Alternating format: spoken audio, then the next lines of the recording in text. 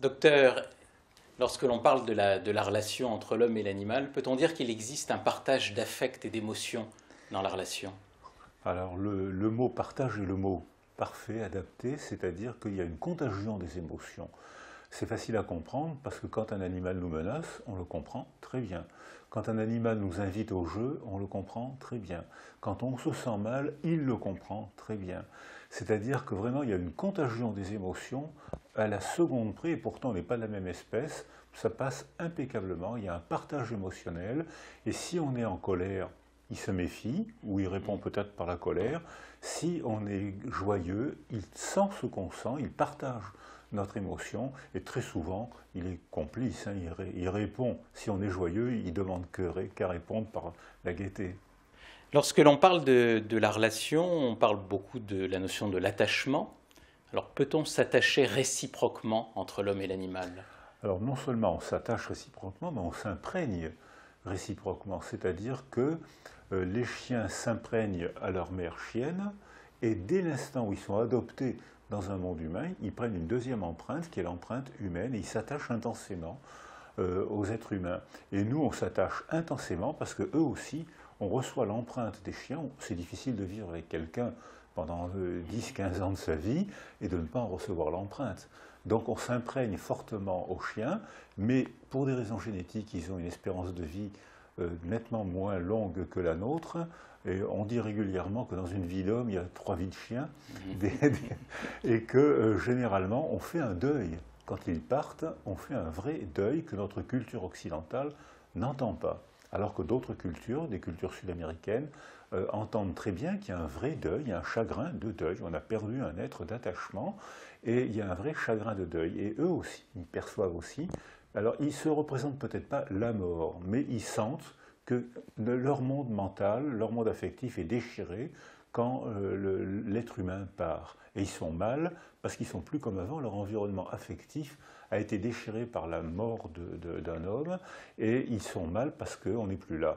Donc on s'imprègne, on s'attache, bien sûr, et on s'imprègne l'un à l'autre.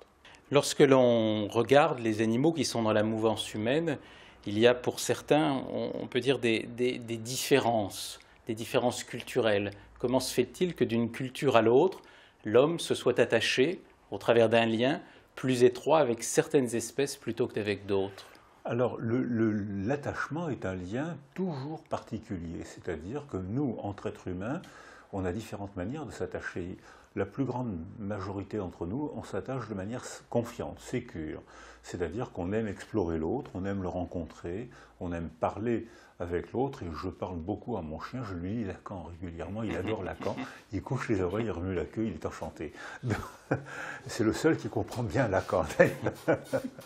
Et entre êtres humains, on s'imprègne de manière différente, de manière glacée, de manière ambivalente, de manière confuse. Et on a exactement la même chose avec les autres espèces animales. C'est-à-dire que on peut tisser un lien particulier avec un animal en fonction de la représentation qu'on en a. Si notre culture, si les récits culturels nous disent que les chiens sont des animaux dégoûtants, des êtres vivants dégoûtants, et si on croit ce récit, ce qui est difficile à éviter dans une culture, on partage la même culture, les mêmes mythes, donc les mêmes rites, et à ce moment-là, on va penser, on va se faire une représentation du chien comme un animal poubelle, un animal dégoûtant. Donc, à notre insu, on va exprimer des comportements de mépris, de rejet qu'il va sentir, et il va se comporter comme un être soumis, méfiant, qui aura peur de nous, ou même qui parfois pourra nous agresser. Si à l'inverse, on vit dans une culture qui nous représente le chien comme un animal noble, c'est arrivé hein, dans la Haute-Égypte, les chiens, les chats, c'était des animaux intermédiaires entre Dieu et les hommes. Si on se représente le chien comme un animal noble qui nous comprend, même si on ne le verbalise pas, on va répondre à cette représentation. Donc on va le regarder, interagir avec lui comme envers un animal noble, il va le sentir, sa structure, sa niche sensorielle va être structurée par nos représentations, nos récits culturels, et donc il va soit se comporter avec nous comme un être d'attachement intense, soit parfois comme un être dominant. Parce que les chiens, ils aiment bien établir des relations de hiérarchie, et si on lui donne la place d'un demi-dieu, ben, il va le comprendre. Il ne va pas le comprendre avec totalement des mots, mais il va le comprendre avec une organisation sensorielle et il va répondre à cette représentation qu'on se fait de lui. Justement, puisque l'on parle de représentation, on a vu l'actualité récente où le chien a été un petit peu affecté d'un délit de sale gueule ou du délit de faciès, qu'on peut peut-être rapprocher d'ailleurs du comportement de certains hommes à l'égard d'ethnies ou à l'égard d'autres différences culturelles. Totalement. Alors ça, les chiens sont ou bien divinisés, ou bien condamnés par un préjugé, délit de sale gueule.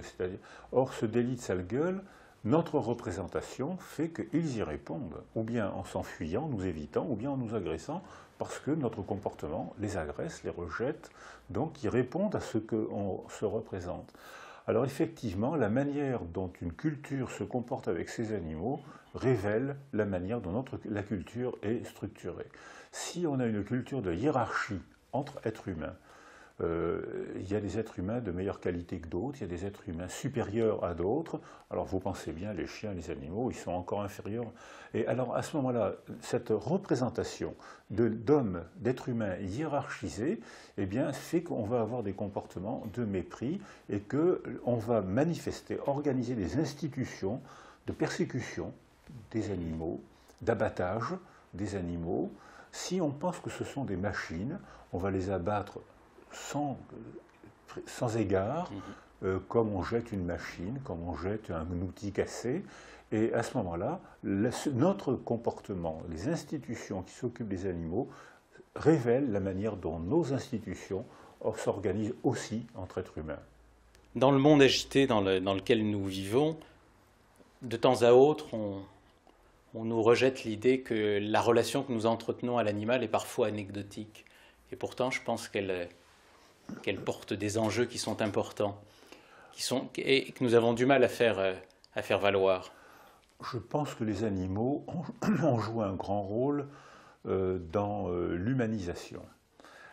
C'est-à-dire qu'on ne sait pas humaniser de la même manière selon la manière dont les animaux qui nous entouraient avaient envie ou besoin de vivre.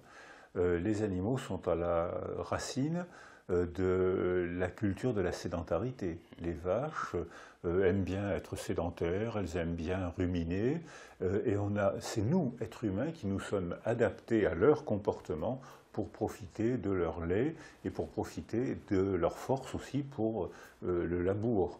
Je pense que dans les cultures du renne, les gens de l'Europe du Nord ou de l'Antarctique se sont adaptés au renne qui, lui, a besoin de se déplacer. Et les hommes se sont adaptés et ont fait une culture de nomades pour pouvoir suivre les rennes et les respecter. Parce que si on ne respecte pas les rennes, les hommes meurent.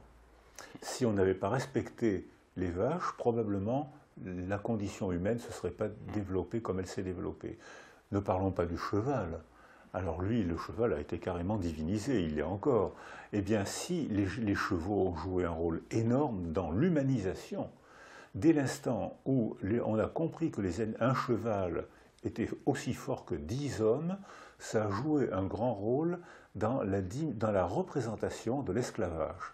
C'est-à-dire qu'on s'est rendu compte qu'on pouvait remplacer, ne plus bestialiser des êtres vivants, et on pouvait les remplacer par des machines. C'est-à-dire qu'à ce moment-là, on s'est mis à douter, est-ce que vraiment on a raison d'établir des relations humaines de hiérarchie et de mépris de cette manière? Et à ce moment-là, les chevaux ont joué un grand rôle dans la conquête de l'espace, dans les guerres. On les a utilisés aussi pour faire les guerres, comme on a utilisé les chiens pour faire les guerres, et parfois même les dauphins, les pigeons. On a fait faire la guerre à beaucoup d'animaux, hein. Mais en revanche, les animaux nous ont humanisés à leur contact. On ne s'est pas humanisé n'importe comment.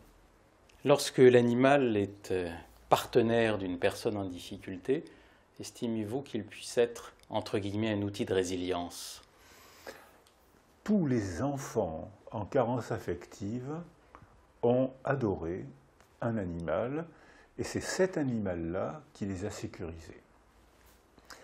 Ce que j'ai souvent entendu, ce que j'ai peut-être dit moi-même, c'est que quand j'étais enfant, les seules relations humaines, je les ai eues avec des animaux. Je pense que lorsqu'un lien affectif sécurisant est tissé, l'animal choisi se transforme en tuteur de résilience, c'est-à-dire que l'enfant se sécurise à cet animal-là. Et je travaillais avec beaucoup d'enfants abandonnés, beaucoup d'enfants en difficulté, tous m'ont dit, quand la vie était trop dure pour moi, parce que ma famille, ma culture, la guerre, la précarité sociale, fait qu'il y avait des effondrements humains autour de moi, je prenais la tête de mon chien, je me mettais contre lui et je lui racontais mes histoires, je me sentais mieux après, et lui ne répétait pas un seul mot de ce que je lui avais confié. En quoi l'éducation ou la culture pèse-t-elle sur la nature de la relation que nous tissons avec l'animal? Dans leur environnement, il y a l'homme, et dans leur environnement, il y a la culture de l'homme. Et on se rend compte que, par exemple, dans les cultures où les chiens sont nos amis, où les chevaux sont nos amis, ils se développent différemment. Ils sont de plus grande taille, leur cerveau est plus grand, ils ont appris à résoudre, ils vivent plus longtemps, ils ont des maladies de dégénérescence, infarctus, rhumatisme, comme les êtres humains. Ils ont appris à résoudre des problèmes humains parce qu'on fait partie de leur environnement. Alors que s'ils se développent sans nous, par exemple les chats dans un monde sans hommes, dans un monde où il n'y a que des chats, miaulent très peu. Sauf pour la bonne cause où là ça miaule fort, là ça miaule dur. Mais en revanche, ils ont compris que nous, êtres humains, on attache beaucoup d'importance à cet orifice-là. Et dans un monde de chats, ils doivent sûrement dire « Oh ben ça c'est important, hein, parce que cette personne importante pour moi, là, elle passe son temps à utiliser cet orifice, ben, je vais faire comme lui, je vais miauler. » Et les chats ne miaulent que dans un monde humain, parce qu'ils ont compris que pour nous c'est un organe privilégié de la communication, donc ils répondent par cet organe privilégié, et les chats ne miaulent, ou miaulent surtout, dans un monde humain. Nous avons intitulé le sous-titre du colloque, c'est « De mâche vers le respect ». Mâche, ça veut dire, ça s'adresse aux chiens, et ça veut dire « casse-toi, pauvre chien ». Et donc, cette relation interhumaine et entre l'homme et l'animal, est-ce que vous pensez que ça peut être aussi une manière de mieux nous admettre déjà nous-mêmes en tant qu'individus et nous-mêmes dans notre société qui est très complexe et assez tourmentée? Je pense que la culture humaine, parce qu'on parle aussi de culture animale, la culture humaine s'est faite dans la violence et en même temps dans le respect. Je respecte le corps de celle que j'aime encore, alors qu'elle n'est plus là, il n'est plus là.